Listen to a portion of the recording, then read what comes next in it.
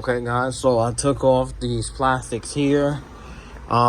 Somebody must already drilled a hole there, which was wrong because it hits the thing to tilt your actual jet ski, which is kind of dumb. So that hole is useless because it hits this. So that hole right there is useless. Not too sure why they did that, but I'm gonna try to disconnect this, the OEM one, and connect mines to it.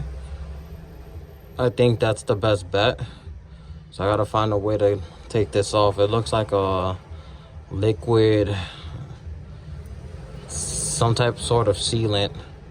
So I can just connect this one, which will have a volt reader. You can power it on, you can power it off. I think this would be better. And it has 3 charging ports. So I'll get back to you guys. Here you go guys, when it's connected, turn it off, turn it on, raise the bolts.